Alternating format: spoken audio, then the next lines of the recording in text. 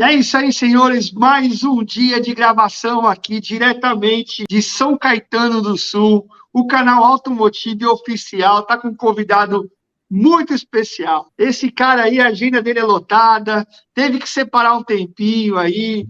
E olha, fiquei muito feliz do meu amigo Luiz Fraga, da empresa The Specialist, atender esse convite. E me sinto honrado, Luiz, por você ter colocado à disposição na sua agenda esse bate-papo com a gente. Seja bem-vindo, meu amigo. Obrigado, Jason. Obrigado, pessoal. Convite muito especial aí. Jason, muito obrigado mesmo. Obrigado pelo pessoal que está ouvindo. Vamos ver se a gente consegue esclarecer algumas dúvidas aí do pessoal perguntando sobre bi, tri, poli, monomarca e etc.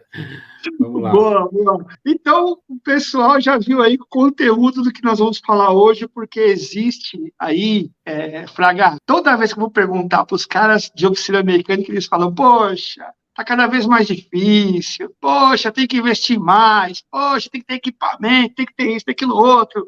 O que compensa hoje é ser monomarca. Daí eu falei, entendi.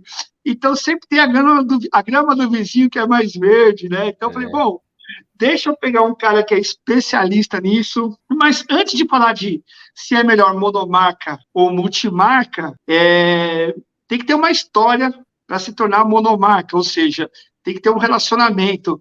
E como é que começou a tua carreira aí, Fraga, nessa linha de tomar uma decisão? Você já tomou essa decisão de ser monomarca desde que quando entrou no mercado ou não? Em algum momento você fez essa opção? Queria que se você pudesse compartilhar um pouco dessa história aí, seria muito interessante. A minha história com o carro é um pouco diferente. Eu não comecei com oficina, né?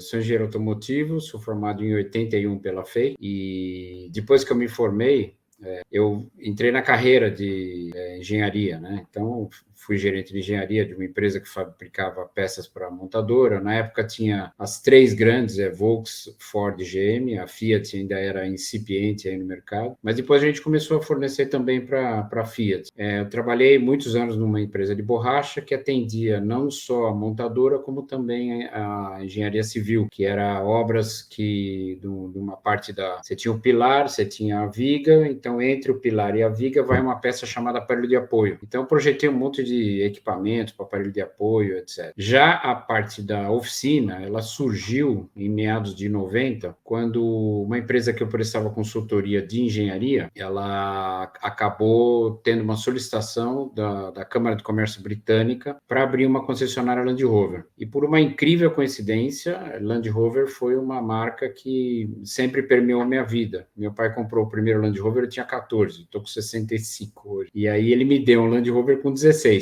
Esse Land Rover, que a empresa agora comprou de volta, né? A gente achou ele e compramos de volta, está lá com a gente, é um Série 1 1956. Até meu pai brincou, você tem 16, você não tem idade para ter carteira ainda, mas o carro já tem idade para ter carteira. O carro já tinha 18 anos, eu tinha 16. E aí, como eu sempre trabalhei... junto com mecânica, né, sempre consertando o carro, tudo, e depois também com a engenharia automotiva que eu fiz, a mecânica automotiva na FEI, isso sempre permeou minha vida. Então, o carro quebrava, eu consertava e etc. E aí, eles me proporam ser sócio da primeira concessionária Land Rover aberta no Brasil, que foi em 92. Eu fiquei lá de 92 até 95, nesse período ainda junto com a parte de engenharia. Então, fazia consultoria no período da tarde de engenharia e no período da manhã eu ia para a concessionária ou vice-versa, dependendo do dia. E aí, quando chegou em 95, eu me desentendi com o pessoal, os sócios lá da concessionária, e em 98, depois de muita insistência do pessoal... dos clientes que eu tinha lá na concessionária, eu abri a The Specialist, né? De 98 até aproximadamente 2007, 2008, mais ou menos uns 10 anos, a gente atendia Land Rover e outros 4x4. Então, eu atendia Mitsubishi, atendia Toyota, atendia Suzuki, mas já especializando em 4x4. quer dizer, não atendia carros 4x2. Não tinha estrutura de elevador na época e o Defender não era bom de ser levantado em elevadores que da época, né, que tinham aquela parte da corrente embaixo, tudo. O chassi dele era muito estreito e o elevador tinha que ficar muito aberto, não tinha ainda estabilidade boa para isso. Eu só vinha ter elevador, acho que uns 4, 5 anos depois, mais ou menos 2010, 2012, que eu comecei a comprar os elevadores pórtico, né? Então eu comprei 3 elevadores pórtico, depois nós compramos mais 5 elevadores pórtico, hoje a gente tem 8 elevadores pórtico, que são os elevadores mais estáveis, que conseguem, mesmo o chassi estreito, ele consegue pegar e ter estabilidade suficiente para não ficar o carro balançando que nem João Bobo lá, que você pega um carro os carros do Land Rover são todos de 2 metros de altura, né? Ainda pega os blindados, que tem um peso grande, você vai apertar o escapamento, o carro faz assim, começa a jogar, a balança, né? Então, esses elevadores pequenos não atendiam a gente comprou elevadores agora de 5 toneladas, que são os elevadores que são mais estáveis. Depois de 2008, 2009, por aí, eu comecei a perceber que a gente tinha uma massa crítica de Land Rover para poder atender os Land Rover somente. Importei um outro scanner, o primeiro scanner que a gente comprou foi em 2001, para você ter ideia. Em 2001, a gente já tinha scanner dedicado à marca.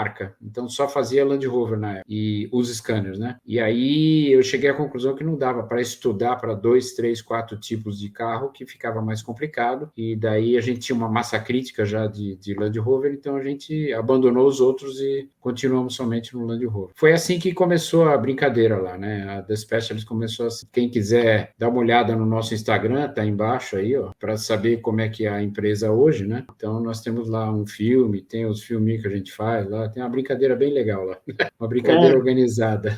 Eu tive a oportunidade de conhecer a empresa e achei muito legal, porque é incrível saber a quantidade de carro que tem com a mesma marca, né? Só que diversos modelos, né? E pelo que eu entendi, então, Fraga, você contando um pouquinho dessa história, dessa trajetória aí, você começou conhecendo a marca, se apaixonou por ela, gostou da marca, né? Tinha esse grau de relacionamento com ela. Quando partiu para a carreira solo, você pegou 4x4 e mais a marca de maneira geral, e depois disso você entendeu que, cara, eu preciso escolher um caminho, vou continuar com multimarca ou vou me tornar monomarca. E aí, é claro, você viu o mercado, você deu uma olhada e falou assim, bom, eu vou me tornar monomarca. Então eu percebi que existe uma história de relacionamento com a marca. E eu acho que daí dá para tirar a primeira lição, né? Toda vez que a gente for fazer uma escolha, a gente precisa se relacionar com essa marca. E aí eu tenho uma pergunta para você. Quando você atende uma única marca, como é que fica o relacionamento com os clientes dessa marca? Existe uma linguagem apropriada? Porque Land Rover, a gente sabe que tem um público muito nichado, né? Como é que funciona esse grau de relação? Você anda com os caras, você passeia com os caras, existe uma relação que vai além da manutenção? Então, no início da oficina, já no início da concessionária, 92, 93, nós fizemos algumas parcerias com o pessoal que já andava de rover, que eu digo é fazer trilha e fazer passeio fora de estrada, e a gente montou um curso de fora de estrada, junto com uma pessoa chamada Nelson. O Nelson era um instrutor que tinha feito toda a parte do Camel Trophy, né? Isso é a parte mais famosa do Land Rover, que todo mundo deve conhecer aí, quem não conhece, dá uma pesquisada na internet, aí no YouTube tem muitos vídeos do Camel Trophy, Troféu Camel, né, que era uma marca de cigarro que comprava os carros Land Rover para fazer um tipo de uma expedição, onde era medido quem que ia se sair melhor. Então tinha uma equipe que era campeã e tinha uma equipe que ganhava o campeonato a equipe mais legal, digamos assim, o cara que mais ajuda os outros, etc. E o Nelson montou um curso para a gente, na época da concessionária, e para divulgar a marca, né? Então, essa marca é legal, tal. Então a gente fazia os cursos para divulgar a marca. Em 98, quando eu abri a oficina, eu comecei, para divulgar a oficina, eu comecei a fazer passeios fora de estrada. Então eu fui uma das primeiras empresas que abriu o passeio. Os passeios eram pagos, os clientes pagavam os passeios, e a gente saía, falava, vamos lá para a Ilha do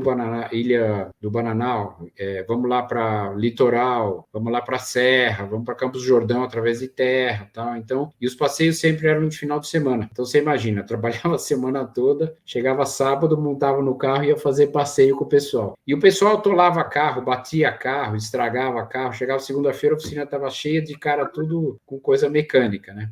Isso me Aí você incomodava fazia muito. assim, né? Ó, graças a Deus! Isso me incomodava muito, Jason, porque os caras não sabiam dirigir o carro. E isso me incomodava, assim, bastante. Então, em 99, nós localizamos uma fazenda, que era uma fazenda de café do século XIX, do comecinho do século XIX. E aí, essa fazenda de café, que era ainda do tempo dos escravos e tal, ela tinha um hotel lá. E o hotel era de um esquema chamado Roteiro do Charme. E os caras toparam uma loucura que eu fiz, que foi fazer uma pista. Então, os caras bancaram, e a gente bancou junto com eles, para poder gerar público para o hotel. Então, nós ficamos fazendo esse curso fora de estrada de 2000 até 2006. Fizemos alguma coisa perto de, sei lá, 80 turmas, 90 turmas, formando um monte de gente lá. Cada vez que ia 12 pessoas, aproximadamente 12, ou às vezes até 16 pessoas, dependendo do número de quartos que tinham disponíveis, mas a gente fechava a pousada para o curso. Esse curso também era pago. Tinha uma parte teórica aqui em São Paulo, depois a gente ia para essa cidade do interior, chamada Itapira, e fazia o curso. Então, tudo isso fidelizou os clientes da oficina. E os caras pararam de quebrar os carros no meio da trilha, porque eles começaram a aprender a usar o carro. E aprendendo a usar o carro, o negócio tomou um passo além. E qual foi esse passo além? Foi um esquema de viagens longas, expedições. Hoje tem um monte de gente fazendo, mas a gente foi os primeiros tanto passeios quanto as viagens longas, nós fomos o primeiro a começar a fazer isso, né? E para dar suporte para esse tipo de coisa, porque de vez em quando o cara me ligava, lá tinha o telefone celular, satelital, né? O cara me ligava, ô Luiz, eu estou escutando um barulho no meu carro, o que você acha que é? Quer dizer, me ajuda a resolver um barulho pelo telefone, né? É impossível fazer isso. Mas eu cheguei à conclusão que se o cara tivesse pelo menos um pouco de noção, uma familiarização com o carro, ele conseguiria descobrir e tentar me ajudar a dar um diagnóstico, né? Então, nós geramos um curso de familiarização. Logo depois do curso de condução, do qual nós fizemos um DVD. Então, nós gravamos um DVD em 2005. Na época não tinha esse negócio de YouTube e tal, né? Nós gravamos um DVD e começamos a explorar a venda do DVD. A gente vendeu 1.000 e poucos DVDs desse de condução, expomos em feiras, etc. E aí já não tinha mais sentido fazer o cara fazer o curso, né, de condução. Mesmo porque, perto de 2008, 2007, o perfil do cidadão que comprava o Land Rover mudou. O perfil começou a ser, em vez de ser um cara mais aventureiro e tal, começou a ser um cara que gostava de fazer viagens longas. Então, a nossa oficina acompanhou. Então, é importante, nessa parte da monomarca, aquilo que você falou desde o início, quer dizer, um relacionamento estreito entre a pessoa que vai fazer a manutenção desses carros e o público que compra esses carros, né? Então, nós percebemos essa mudança de chave e o curso de familiarização ainda é do Defender, não é de outros carros a gente chama de geração nova, né? Que é a Discovery 3, 4, o Evoque, o Freelander, o Range Rover Sport, o Vogue e o Velar, né? Então, essa chave, quando virou essa chave, e foi uma virada bem bacana para a gente, porque nós conseguimos virar a chave sem ter que ficar diminuindo a oficina. Então, foi o contrário, a gente aumentou a oficina. Então, a gente tinha uma sede de um determinado tamanho, de 1.000 metros quadrados, nós estamos com uma sede hoje de 2.000 metros quadrados para conseguir atender esse público que a gente tem. E como a gente percebeu que existe essa virada, então eu comecei a fazer cursos fora do Brasil, principalmente na Inglaterra, eu ia uma vez por ano, às vezes até 2 vezes por ano, para me especializar nesses veículos novos, né? Então, como fazer e como entender o que esses veículos tinham, o que eles tinham de diferente. São veículos de altíssima tecnologia, são veículos de ponta, né? Veículos premium, que têm uma preocupação a nível de engenharia muito grande, e eu, como engenheiro, sei disso, né? Eu tinha, inclusive, ao longo da minha carreira, eu fiz um curso de pós-graduação de análise de sistemas, o que me facilitou facilitou trabalhar com computador. Eu trabalho bem eu tenho um bom trânsito aí no computador. E os scanners, para mim, também não foram difíceis, porque também trabalhei muito com PLC, que é o programador lógico controlável. Aí Eu o tenho. negócio foi indo e foi. É nisso que eu queria. Então, você está contando uma trajetória muito bacana. E aí, uma coisa que me chama a atenção é o seguinte: a principal dor hoje é acesso à tecnologia, à informação, né, para você poder mexer nos carros. E o pessoal que atende multimarca fala que a monomarca leva vantagem nisso, porque os carros que vão aí de uma mesma marca, os problemas são recorrentes e, por sua vez, o diagnóstico é muito mais rápido, muito mais direto. Não vou dizer que é mais fácil, porque nenhum diagnóstico é fácil, né? É. Mas, assim, já tem uma recorrência maior. É isso mesmo? Isso que diferencia a monomarca da multimarca? Olha, existe uma tendência mundial aí das pessoas não levarem o carro para as concessionárias depois do período da garantia. Isso não é do Brasil, isso aí no mundo inteiro. E essa tendência causa um problema para a montadora, porque ela não tem feedback do que está acontecendo no carro. Então, por exemplo, a gente tem, às vezes, tem acesso à documentação da Land Rover, ele tem boletim de campo. Um veículo aconteceu isso, ou está acontecendo isso, com o DTC tal, que pode ser isso, aquilo, tem que fazer isso. Então tem uma receita de bolo lá. No fim, quando você tem uma grande quantidade de passagens em veículos similares, você acaba criando o seu próprio boletim. Então, por exemplo, eu fiz um mestrado em engenharia automotiva na Poli, de 2008 até 2010, e era um mestrado profissionalizante, e a minha dissertação foi sobre manutenção centrada em confiabilidade. A manutenção centrada em confiabilidade, ela leva em consideração a escolha do tipo de manutenção que você vai fazer em cada caso. Então, por exemplo, a gente levanta dados eu vou dar um exemplo besta aí, que é o conjunto da embreagem. Se você for levantar as quilometragens de troca dos conjuntos de embreagem, elas são muito díspares, quer dizer, um carro troca com 20 mil, outro carro troca com 200 mil. Então, não dá para você fazer uma manutenção, aspas, proativa nesse veículo, porque se você falar para o cara, não, só vai quebrar com 200 mil, o cara que quebra com 20 vai ficar quebrado antes, né? E o cara que quebraria com 20, se você pegar o cara de 200, ele vai ter que trocar 10 embreagens para poder valer a pena isso. Então, esse estudo de quais itens são necessária a troca em visão proativa, isso é difícil você conseguir em empresas multimarca, principalmente se você não tiver uma confiabilidade grande de dados, que é o que a gente tem lá. Nós temos um sistema que chama SQL, desde 2009 até hoje, tudo que a gente trocou de todos os carros com a quilometragem. Então, você consegue fazer uma análise de quando o negócio vai quebrar, se ele quebra dentro do que a gente chama uma curva do sino, né? Então, você tem um índice de falhas com a quilometragem. Então, todo carro quebra com 50 mil quilômetros. Então, na revisão de 50 mil quilômetros, você propõe para o cara trocar antes, né? Porque isso aí é uma visão proativa, e se a pessoa quiser atender a essa visão proativa, que se quiser fazer esse programa, então aí teria que trocar antes, e não vai quebrar porque você vai trocar antes, né? O que você está Então, falando, então, é assim, trocando em miúdos, desculpa só interromper, mas eu estava aqui falando, eu estava aqui até pesquisando, né, sobre isso, né?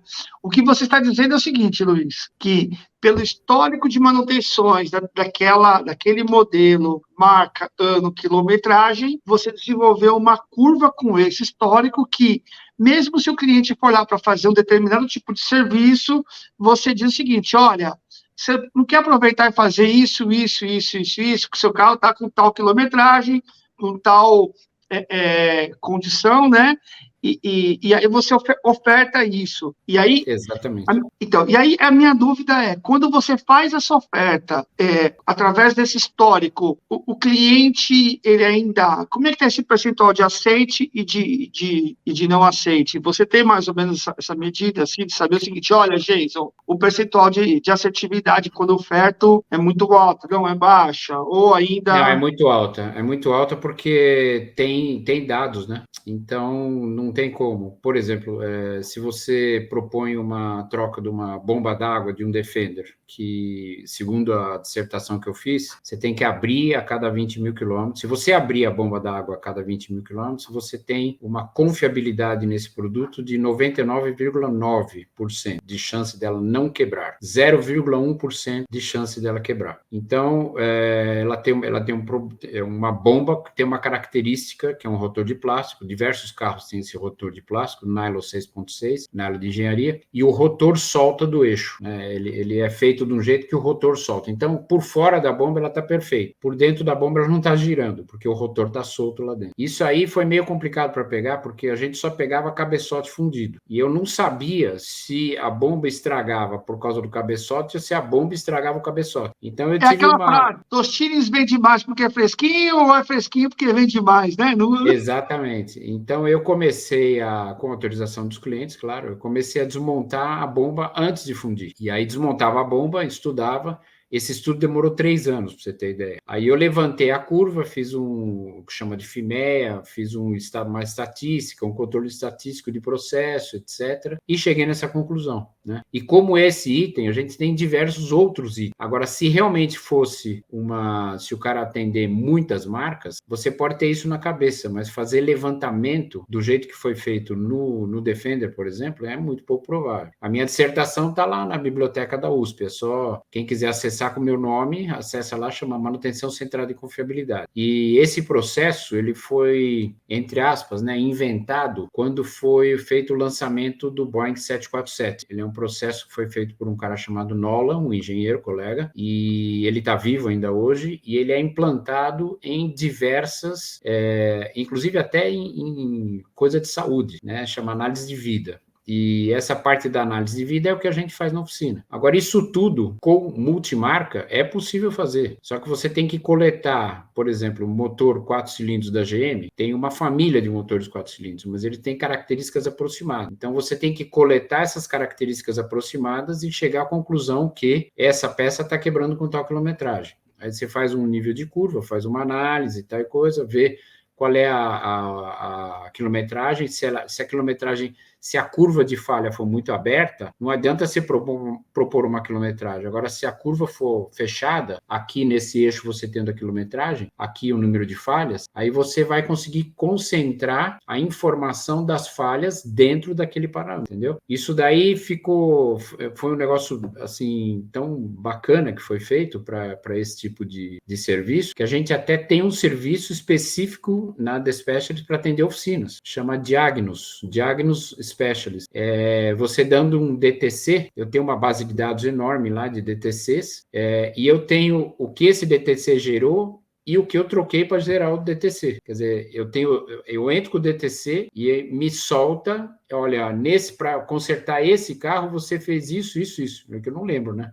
Que lembra é o computador, né? Então, nós temos mais de 10 mil DTCs e a gente tem muitas passagens, são 40 mil passagens, e com essas passagens, todo carro que entra lá, a gente tira relatório. E esses relatórios acabam ocasionando, né, causando essa vantagem que um monomarca tem sobre as multimarcas. Mas não é que é impossível fazer na multimarca, é possível, é possível. Então, a primeira lição que você nos deu aí foi relacionamento com a marca, a segunda é se relacionar com o cliente que tem essa marca e esse modelo, isso. E o terceiro é você fazer um compilado de informações, não é só porque trabalha com determinada marca que você sabe tudo sobre ela, não, você tem que ter um estudo para poder tomar as decisões mais corretas, que foi o que você falou sobre bomba d'água aí que você começou, né, antever ou antecipar uma situação que chegava para você e você não tinha como diagnosticar, né, e aí esse estudo não é da noite para o dia, demorou aí 3 anos, como falou. E por fim, meu amigo... Tem toda a experiência também, né, porque a manutenção centrada em confiabilidade, ela tem um tripé, na realidade um quadrilátero com 4 tipos de manutenção: a corretiva, a preventiva, A corretiva é o QQC, né? Quando quebra, conserta. A preventiva que é dada pela fábrica. Então, por exemplo, o tempo da correia dentada você não consegue calcular, porque isso daí é feito teste, etc., para saber quando que os dentes da correia saem do módulo. Então, quando ela está, entre aspas, grande o suficiente para mudar o módulo. A manutenção preditiva, que ela não é aplicável em veículo, porque você não tem como medir, por exemplo, vibração de rolamento. Então, se você colocar um dispositivo para medir vibração de rolamento no veículo, a vibração do veículo vai ser maior do que a vibração do rolamento. Então, ele interfere no dado. E a manutenção que a gente tem lá, que é a manutenção proativa, baseada em análise de vida, né? Então, eu uso o passado para prever o futuro, entendeu? É isso que a gente faz lá. Você tem uma soma de conhecimento, dado e informação, né? Então, quando você tem conhecimento, você pega esses... Só ter conhecimento não é suficiente. Só ter dados não é suficiente. Né? Você precisa transformar o conhecimento em dados em informação, em conteúdo, que é exatamente isso que você está fazendo. Né? Essa correlação entre... eu não sei se eu já falei isso aqui, mas o conhecimento ele é dividido em 4 grandes áreas. Tá? O que você sabe que você sabe, o que você sabe que você não sabe, o que você não sabe que você sabe, e a área complexa, que é o que você não sabe que você não sabe. Essa é a área complexa. Por quê? O que você sabe que você não sabe, você procura saber. Agora, o que você não sabe que você não sabe, é muito complexo para você conseguir resolver sozinho. Porque você não sabe que você não sabe. Então, você não sabe nem o que é, né? Então, tem muita gente, por exemplo, que não conhece a parte de números imaginários. Então, você não sabe que existe um negócio chamado números imaginários, né? Que é a raiz quadrada do número negativo. Então, isso fica complicado pra caramba, porque onde que eu vou procurar isso? Tudo bem, eu não sei se eu vou usar, mas onde que eu vou procurar? Né? Se um dia eu precisar. Então, lendo a bibliografia técnica do veículo, você acaba descobrindo as descrições dos defeitos. Com as descrições dos defeitos e pesquisando bem nas descrições dos defeitos, você consegue enxergar coisas que pode ser que você não conseguiria enxergar nunca, porque você não sabe que você não sabe. E é interessante isso porque a gente tem aquele costume de achar que sabe bastante coisa, né? E quanto mais nós procuramos conhecer, aí nós entendemos que nós não sabemos quase nada, né?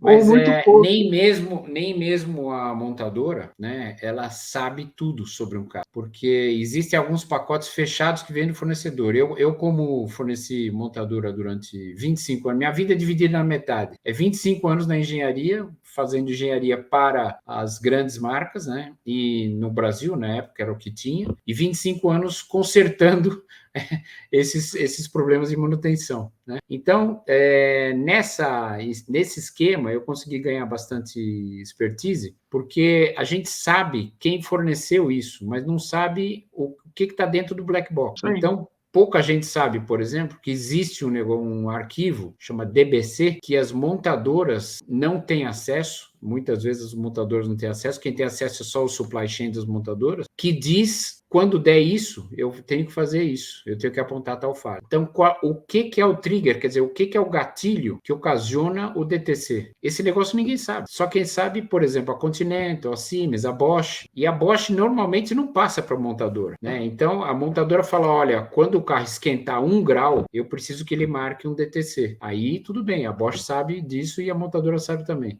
Mas o que acontece até chegar a 1 grau? Qual é o tipo de variável que ele vai medir? É no cabeçote? É na temperatura de escape? É no DPF? É dentro do catalisador? Aonde que está essa temperatura? Quer dizer, qual que é o trigger desse cara? Qual que é o gatilho desse cara? Outra coisa muito difícil também é o seguinte, você vai pesquisar um carro é alemão, você vai pegar uma tradução do alemão para o inglês, depois do inglês para o português. Será que está tudo lá traduzido? Que nem Bíblia, né? Meu Deus do céu. São para 200 e tantos idiomas, mas será que é a mesma tradução, né? É isso aí, Então, a primeira coisa que eu fiz foi aprender a falar a língua da marca. Eu acho que é importante você falar a língua da marca. Complica um pouco quando o cara escolhe BMW, né? Porque complica bastante, porque alemão não é uma língua difícil, é uma língua complexa, não pode falar difícil, senão fica ruim, né? Ai, caramba! Sabe o que eu te perguntar? E hoje, então, de modo geral, olhando com todo esse tempo de carreira, de história que você nos contribuiu aqui, né? E foi muito legal ouvir isso. Qual que é o seu parecer? Né? O parecer do Luiz Fraga não como um cara que tem monomarca, né? Mas como um cara conhecedor do mercado, né? Como é que fica hoje se uma pessoa fala, pô, eu vou abrir uma oficina mecânica e eu quero, enfim, eu preciso abrir, então eu preciso atender todo quanto é cliente que aparecer, né? Porque eu abri agora, né? Então eu preciso estar atendendo os clientes para poder remunerar. Então, qual que é a tua avaliação de maneira geral? Ou, Jason, pode-se começar por aqui, em algum momento você pode fazer essa curva, que era interessante. Qual que é a tua avaliação geral aí, meu amigo? Então, se você for reparar na história que eu te contei, nem eu era monomarca. A gente passou a ser monomarca por uma obrigação do mercado. O mercado foi crescendo e simplesmente da maneira como os 4x4 estavam evoluindo, eu não tinha como não me dedicar a uma marca. Então, vamos supor a hipótese, a monomarca está sempre correlacionada com um nicho, né? É muito difícil você ser monomarca Volkswagen. Eu acho muito complicado. Mesmo porque no Brasil, devido aos grandes problemas que o Brasil tem com relação ao concessionário, né? Tem a lei Ferrari, tem um monte de coisa que protege, um monte de coisa que também complica. Não existe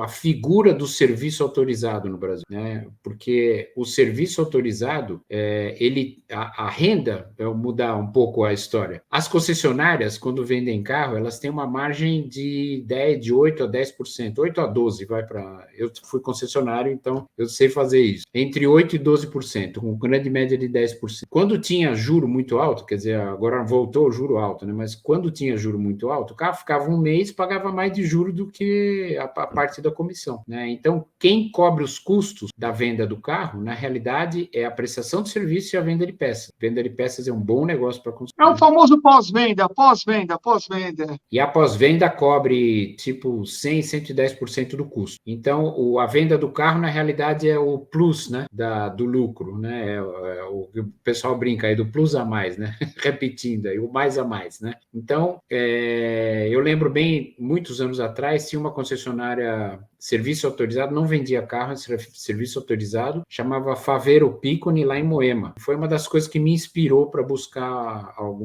nesse sentido de oficina, né? A Favero Piccoli tinha uma oficina de excelência, então o carro entrava lá, ela tinha tudo que uma concessionária tem. E a minha oficina hoje tem tudo que uma concessionária tem. Então, eu tenho documentação técnica, eu tenho treinamento lá, que eu treino tudo interno, eu tenho os equipamentos que eu preciso, tudo igual da concessionária. Então, se você quiser ser um monomarca, eu acho que você tem que partir disso. Quer dizer, ter tudo que uma concessionária tem. Só que não pode ter o preço da concessionária. Tem que ter um preço mais compatível com o que o cliente está pedindo, né? Com a realidade do mercado. Me tira uma dúvida, você atende Land Rover de qual faixa de ano, já que você é monomarca? Qualquer ano. Eu normalmente não pego carros muito antigos cujo valor do serviço é maior do que o valor do carro. Existe isso. Estabelece regra também, né? Infelizmente. Por quê? Por que existe isso? Um veículo, o custo de um veículo é formado de 3 pedaços. Peça, 1/3. Desenvolvimento, marketing, vendas, etc. Lucro, 1/3. Governo, 1/3. Esse 1/3 de peça, ele é dobrado na venda. Então, vamos supor a hipótese de você pegar um carro de 90 mil reais. Você tem 30, 30 e 30, tá? 30 vai para o governo, 30 vai para o desenvolvimento, marketing, papapá, e 30 de peça. Esse 30 de peça, ele se transforma em 60 quando ele é colocado no armário. Então, ele põe lá no bin, né, na prateleira para vender, virou 60. Está lá na concessionária, virou 60. O sujeito compra o carro, pagou 90. No primeiro ano, ele desvaloriza 30%. No segundo ano, ele desvaloriza 5% sobre os 30% e assim vai. Chega num determinado momento que o carro do cara está valendo 30. O carro valia 90, fica valendo 30. Aí você vai fazer um reparo, o conjunto de peças desse carro, que valia 90 e hoje vale 30, custa 60. Então, se ele for montar o carro de novo, ele vai pagar 60, né? A conta não fecha. Aí o cara fala, pô, mas você me mandou um orçamento de 50% do valor do carro? Não é 50% do valor do carro. É 10% do valor do carro novo. Só que 10% do carro do valor do valor do carro novo é 9. Você pegou um orçamento de 9 pau num carro que vale 30, o que o cara vai falar para você? Tá louco. né? Então, o que você tem que fazer? Você tem que driblar isso ou simplesmente esse carro que está valendo 30, você não pega, porque ela está muito longe de fazer jus ao que você vai consertar, né? Então, isso tudo o cara tem que levar na balança, né? Então, a pessoa que está abrindo hoje uma oficina especializada em uma marca, tipo Land Rover, hoje em dia nós abrimos em 98. Em 98, meu sogro falou: você tá louco, você vai quebrar em 2 dias. Você quer abrir uma oficina especializada num carro que tem 11 mil carros no Brasil inteiro. Aqui em São Paulo tem 5 mil. Tem outra coisa que você precisa saber também, quer dizer, qual é o tamanho do teu mercado. Então, hoje em dia a gente faz pesquisa, a Land Rover tem 95 mil, mais ou menos, a frota da Land Rover. 60% está aqui no mercado de São Paulo. A gente recebe carro de todo lugar do Brasil. Outro dia tinha um carro lá de Fernando de Noronha. Olha, o cara pegou o carro de Fernando de Noronha e trouxe de plataforma para mim consertar. Mas a gente vai criando o nome e vai ficando famoso no nicho, né? Então, nós somos uma oficina muito famosa em um nicho muito pequeno. Porque pensa bem, o Rover tem 95 mil carros ao todo, desde 92 até hoje, que a importação começou em 92, é muito pouco carro. A Volkswagen produz isso em 2 meses, 3 meses. No universo de quantos milhões? Nós estamos falando de São Paulo? São São Paulo não, muitos milhões. Quanto? São muitos milhões de veículos. São muitos milhões de veículos. Isso, se você pegar só veículo leve, vai, que não é o caso do Land Rover, mas se você pegar só de o Land Rover pode se enquadrar como veículo leve. Sim, porque ele é mais SUV também. É veículo de passeio. SUV é pior ainda, né? Então, nicho menor ainda. Se você pegar, né? A última vez que eu vi lá, estava na faixa de 43 milhões de veículos de passeio. Né? 43 milhões de veículos de passeio, se você pegar 50% disso, 30% disso, é carro pra caramba. Nós estamos falando de 95 mil carros. Então, abre um monte de oficina, porque os caras só vê as pingas, né? Não vê os tombos. Então, abre um monte de oficina, começa a fazer um monte de besteira, né? Que é gente sem conhecimento e tal, e não tem todo esse know-how que a gente já tem por conta do tempo que nós estamos... A oficina está fazendo 25 anos esse ano, fez em março. 25. Então, o pessoal não tem know-how, mas está vendo lá que a oficina está crescendo. Aí o cara pega, abre uma firma, começa a adaptar peça, começa a fazer um monte de outras coisas. Quando chega lá para mim, é o fim da corda, que eu sou o fim da corda, né? Porque eu sou um pouco mais caro do que todo mundo, sou muito mais barato do que o funcionário. Mas eu sou mais caro do que o Zé da esquina, que não paga seguro, que não tem piso vedado, que não paga para tirar óleo, não separa o lixo, não separa a água do óleo, etc. Então, eu tenho custos que as pessoas não têm, né? E esses custos que a pessoa não tem, o cliente vê. Fala, pô, mas eu vou levar no Luiz, vai custar 10. Vou levar na The Specialist, vai custar 10.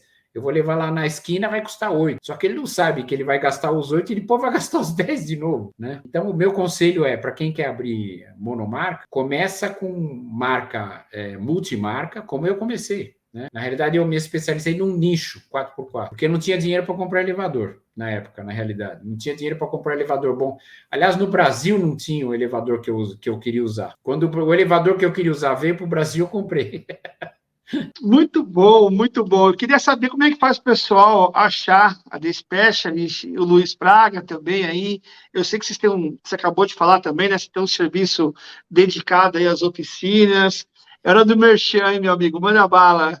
Eu tenho um serviço dedicado às oficinas e eu vou deixar depois eu passo para você o telefone, você põe no prompt aí, que é o Diagnos. O Diagnos é cobrado por hora, então você tem um ticket, a gente tem um sistema lá que você manda o número de chassi, manda o DTC, manda as tuas desconfianças, as tuas angústias, né, como oficina, e aí a gente te ajuda por conta, usando todo esse conhecimento que a gente tem, né, e esse atendimento é exclusivo B2B, né, para oficinas. Normalmente é uma consulta de um manual, alguma coisa que a gente tem acesso, a gente cobra pelo acesso, né, a Land Rover também cobra pelo acesso, a Volkswagen cobra pelo acesso, todo mundo cobra assim. E no exterior é feito desse jeito. E aí eu te acompanho, esse custo é dividido para tipo 2 dias. Então, durante 2 períodos, a gente te atende nas dúvidas que você tiver. Então, eu tenho uma dúvida elétrica. Eu mando o diagrama, mando qual é a tensão esperada, mando onde é que é o conector onde você vai medir essa tensão, etc. Agora, se o cara não tiver como medir a tensão em um determinado ponto, ou não souber ler isso, aí fica um negócio muito complicado, porque não dá para também... aí teria que fazer curso, né? Primeiro, antes de fazer uma consulta, fazer um curso de como consultar, né? Que aí já entra naquela história que eu falei, que eu não sabe que não sabe, né? Pô, eu não sabia que existia uma tensão de 5 volts que você tem que ter no sensor antes de medir. Então não tem como explicar isso para todo mundo. Isso aí seria o cara tem que fazer um curso, né? Tem que fazer alguma coisa antes disso, né? E os carros premium, te adianto, eles são carros que têm uma tecnologia avançada que depois vai ser usada nos outros carros. Vou citar um exemplo simples para vocês. O Evoque, quando foi lançado, 2012, ele tinha um câmbio de 9 marchas, já em 2012. A Discovery 3, quando ela foi lançada, em 2005, ela tinha um câmbio de 6 marchas. O Corolla tinha um câmbio de 3 marchas, mais overdrive. O Corolla, 0 km, tinha um câmbio de 3 marchas mais overdrive. Ah, mas por que a Toyota não fez o carro já com 6 marchas? Porque custa caro, meu amigo. Alguém tem que pagar esse desenvolvimento. Não existe almoço grátis. Se você está pedindo um carro com 9 marchas, com ABS, com traction control, com não sei o que lá, você vai ter que pagar o desenvolvimento. Depois disso, as fornecedoras começam a oferecer para a parte de baixo da pirâmide, as versões mais baixas da pirâmide, os produtos mais sofisticados. Então, uma bucha hidráulica, né, alguma coisa nesse sentido. Para você ter ideia, em 2006, a Discovery foi lançada com um coxim de motor. Olha só, o coxim do motor. Você sabe quando o motor acelera, ele faz isso, né? Ele gira, né? O coxim do motor da Discovery compensa o giro do torque. Tem um tubo de vácuo lá que entra lá e amolece um lado e endurece o outro. Porra, o coxim, não estou nem falando da suspensão, estou falando do coxim. O coxim do motor, ele tem vácuo dentro dele, ele sente quando precisa de torque e ele endurece um lado e amolece o outro, entendeu? E isso aí vai chegar? Vai chegar para frente. Em algum momento vai chegar vai chegar no aspas mili, né? Vai chegar no mili na parte de baixo da pirâmide. Porque os caras também, esse desenvolvimento já foi pago. Foi pago por quê? Pela Land Rover, pela BM, pela Rolls-Royce, pela Bentley, né? Por outros carros aonde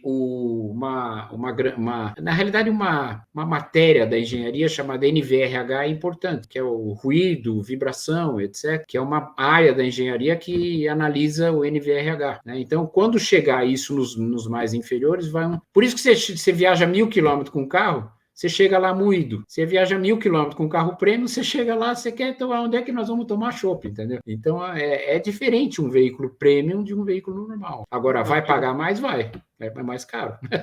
É isso aí. Cara, obrigado, prazer, foi uma honra muito grande aí. Espero que esse seja o primeiro de vários assuntos aí, que eu sei que você tem bastante assunto para dizer aí, bastante história de viagens, de aventuras aí nesse mundo fora de estrada. E para mim é muita felicidade, viu, ter você aí comigo, Luiz. Um prazer foi falar com você. Eu adoro. Eu acho que conhecimento é que nem açucareiro. Você não pode deixar o açúcar ficar velho. Tem que tirar o açúcar velho para vir o açúcar novo. O açúcar velho em pedra. Então, eu sou sempre ávido por distribuir o conhecimento que eu tenho e pela Diagnose a gente faz isso. E também palestras e tudo. Eu tô bolando algumas palestras, algumas coisas vão acontecer em 2023 ainda, nesse segundo semestre aí que eu estou com um pouco mais de tempo e vamos conseguir difundir aí através de você. Se você permitir, a gente vai fazer umas palestras legais aí, vamos ver. Tá ótimo, tamo junto, pô, tamo junto. Tá bom?